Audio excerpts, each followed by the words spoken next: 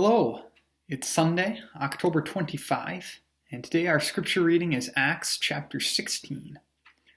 As I say every time, I think it'd be really good for you to take some time to read the chapter on your own before watching the rest of the video. If you'd like to read Acts 16 online, I've got a link to that chapter right in this video's description. In Acts 16, among other things, we get some stories about the time of the visit of Paul and his companion Silas to the city of Philippi. And while Paul and Silas are in Philippi preaching the good news of Jesus, they are unjustly thrown into prison.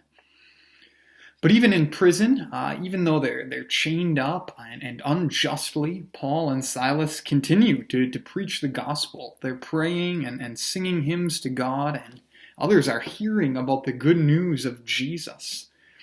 And God sends this earthquake that shakes the prison and releases all of the prisoners' chains. And the jailer comes and he's ready to kill himself because he thinks all his prisoners have escaped and he's failed.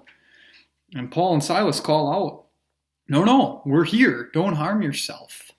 And said the jailer comes in and Paul and Silas explain to them the work of Jesus Christ to bring salvation.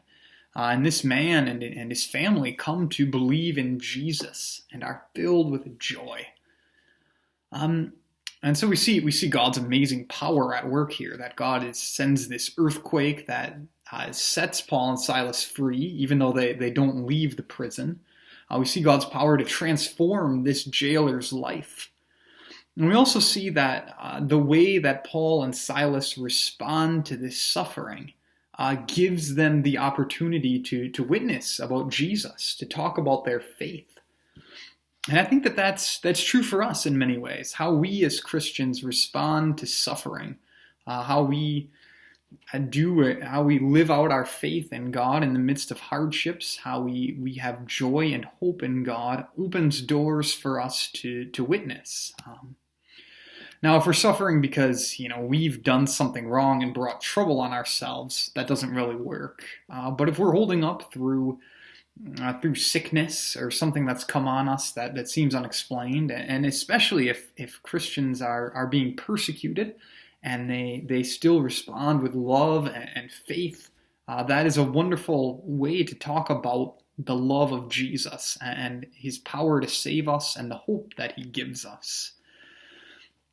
And so we see that even though Paul and Silas go through hardships and suffering, that God uses that for good and gives them an opportunity to talk about God's goodness.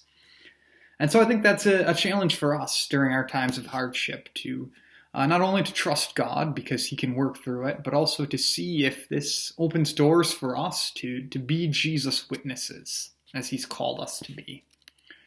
So that's my thought with today's reading. If you've got thoughts or comments or questions you'd like to leave, please do that. I'll make sure I get back to you. Thanks again for watching. Have a great day.